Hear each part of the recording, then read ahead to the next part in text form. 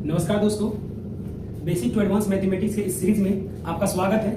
आज आपके लिए एक बेहतरीन सवाल लेकर आया हूं। ये सवाल आपको थोड़ा परेशान जरूर कर सकता है, लेकिन अगर आप इसी तरीके से सवाल को पढ़ते रहिएगा तो एक दिन ऐसा आएगा जब आपको मैथ में जो है बहुत ज्यादा इंटरेस्ट आने लगेगा बनाने में। सवाल है कि सिद्ध कीजिए कि दो लगातार विषम संख्याओं का योग 4 का गुणज होता है। अब इसका क्या मतलब है, सबसे पहले इसका मतलब समझिए। तो कहता है दो लगातार विषम संख्याओं का योग। तो भाई सबसे पहले समझिए विषम संख्या क्या होता है। तो हमने बचपन से पढ़ा है कि विषम संख्या कि जिसमें 2 से पूरा भाग नहीं लगे उसे हम विषम संख्या कहते हैं। जैसे 1 हो गया, 3 हो गया, 5 हो गया, 7 हो गया, 9 हो गया, 11 हो गया, 2 ये सब जो है हमारा विषम संख्या है। और मैंने आपको विषम संख्या का एक रूप बताता हूं, ध्यान दीजिएगा। अगर आपसे कोई पूछे विषम संख्या का रूप क्या होता है, विषम संख्या का रूप, तो आप इसको विषम संख्या का रूप जो है वो आप 2m+1 कह सकते हैं। ठीक है, ये विषम संख्या का रूप होता है। तो कोई कहेगा सर जी क्या हम इसी ये कह सकते हैं? तो नहीं भाई, आप ऐसे भी कह सकते हो 4m+1 या 4m+3, या आप ऐसे भी कह सकते हो 6m+1, 6m+3, 6m+5।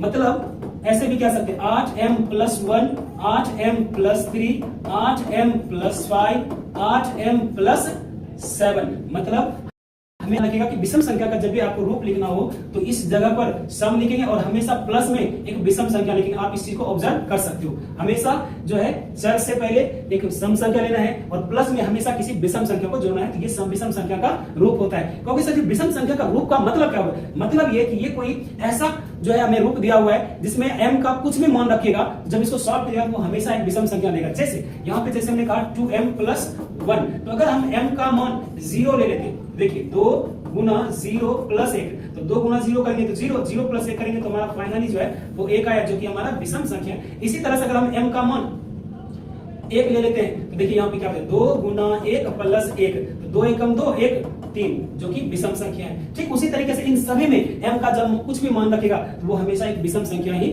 देगा। अब कुछ बच्चे के मन में आएगा कि सर ये m क्यों मान दिया?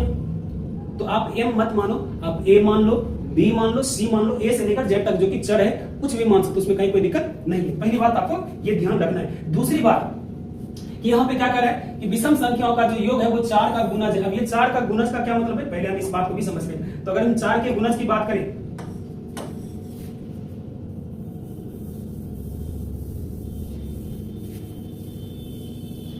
अगर हम 4 के गुणज की बात करें तो 4 का गुणज का मतलब समझिए। अगर किसी में ऐसे लिखा हो 4 के, तो ये जो है 4 का गुणज है। मतलब 4 से किसी संख्या में अगर गुना हो तो वो संख्या 4 का गुणज होता है। 4 का गुणज का मतलब 4 का पहाड़ा, जिसमें कि 4 से भाग पूरा लग जाएगा, यही इसका मतलब है। जैसे यहाँ पे k का कुछ भी मान रखिए, k का अगर 1 मान रखे तो 4 गुना 1 4 हो जाएगा, k का मान 2 रखे तो 4 गुना 8 हो जाएगा, k का मान 3 रखे तो 4 किया 12 हो जाएगा। मतलब k का कोई मान लीजिएगा और उसको जब मल्टीप्लाई किया तो वो हमेशा 4 का गुणज ही आएगा।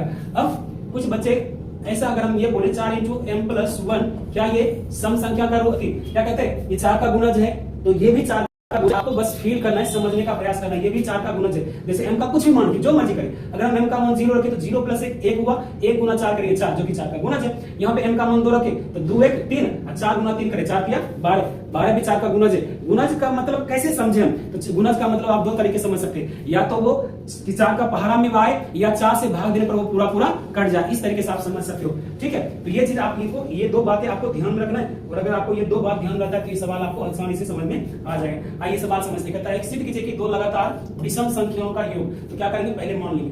माना पहला क्रमागत विषम संख्या, तो पहला जो विषम संख्या है वो हम उसको मान लेते हैं 2p+1। ठीक है, तो दूसरा, क्योंकि हमने अभी बताया कि विषम संख्या का रूप क्या होता है। दूसरा क्रमागत विषम संख्या, तो दूसरा क्या होता है 2p+3 प्रश्न से।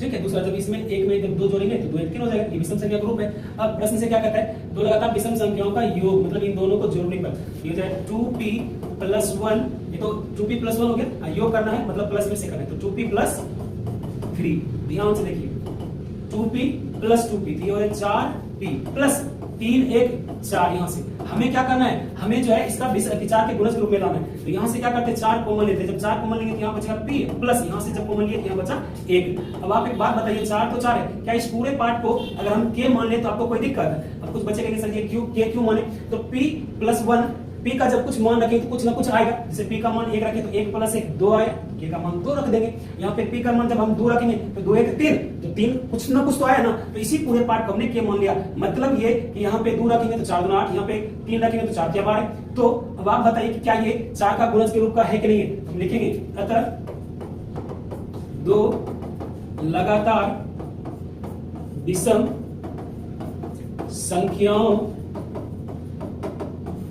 का योग 4 का गुणज होता है।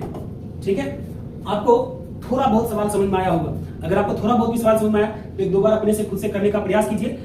अगला सीरीज में जब मैं इसी तरह का दूसरा सवाल लाऊंगा तो आपको फील आ जाएगा। जब मैं ऑफलाइन में क्लास में के बच्चों को बताता हूँ इसी तरीके से सवाल को इसी पे अलग अलग तरीके से जब समझाता तो उसको अच्छे तरीके से समझ में आता है। ठीक है, ऑनलाइन में तो भाई ज्यादा करेंगे तो बहुत बड़ा वीडियो बन जाए, और बहुत बड़ा वीडियो बने तो बच्चे को माथा का सरदर्द हो जाता है। इसलिए मजबूरी है कि अभी एक ही सवाल आपको बताना है। इसको अगले सवाल में इसी तरह का कुछ दूसरा सवाल लेंगे जिससे कि आपको अच्छे से समझ में आएगा। धन्यवाद।